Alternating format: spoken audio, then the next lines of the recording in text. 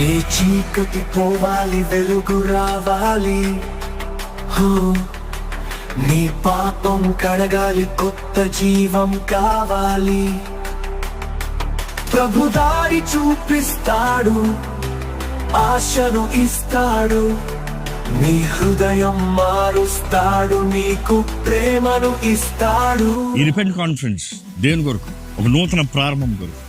మీలో ఎంతోమంది మీరు తెలియజేసిన ప్రార్థన భారాలను బట్టి ఎంతో భారముతో దేవుని సన్నిధిలో ఏం చేయాలి, ఎందుకంటే ఎంతోమంది ఉన్న సమస్యలు, పోరాటాలు, మీరు సతమతమవుతున్న విషయాలు చూసినప్పుడు వాట్ కెన్ బి డన్, ఏం చేద్దాం అన్నప్పుడు ఒకటేనండి, మీరు ప్రార్థన చేయాలి. మీరు ప్రార్థన చేసే అవకాశం కలిగజేయాలన్న ఆశతో మన పాపాలు, మన లోపములు, మన అజ్ఞానాన్ని, మన పొరపాట్లు దేవుని సన్నిధిలో ఒప్పుకుని ప్రార్థన చేస్తే, దేవుని ప్రజలమైన మనము, ఆయన పేరు పెట్టబడిన మనము తగ్గించుకుని ప్రార్థన చేస్తే దేవుడు నిశ్చయంగా కార్యం జరిగిస్తాడు, ఒక నూతన ప్రారంభిస్తాడన్న ఆశతో ఈ రిపెంట్ కాన్ఫరెన్స్ ఆర్గనైజ్ చేయబడింది. ఓ ప్రభువా, నీ కృపతో మాకు తెచ్చి, నీ ప్రేమలో నన్ను నింపి, నీ క్షమతో నన్ను నడిపి, నీ దారి నాకు చూపవా.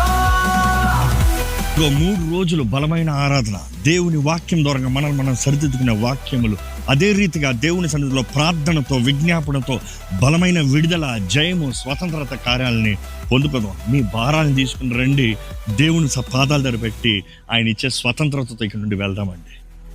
ఈ స్థలాన్ని ఇప్పటికే ఎంతో ఆశతో, ఎదురుచూపుతో సిద్ధపరుస్తున్నామండి. ప్రార్థనతో దేవుడు కార్యం జరిగించాలని ఎంతో ఎదురుచూపుతూ ఉన్నాము. మీరు కూడా ఎదురుచూపుతారండి.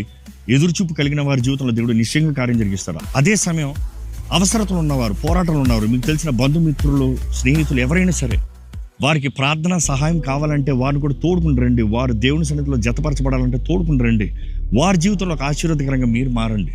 Come let's pray together.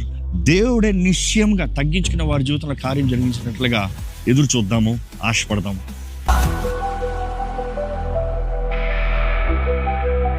పిలుపు స్పష్టంగా ఉంది, ఆహ్వానం మీ ముందుంది. ఇదిగో ఇదే సమయం. వాక్యం తెలియజేస్తున్న రీతిగా ఇదే అనుకూల సమయము, నేడే రక్షణ దినము. ఇదిగో రాజు పిలుస్తున్నాడు, స్పందిస్తారో చూడండి. నన్ను నిలుపు ప్రభు,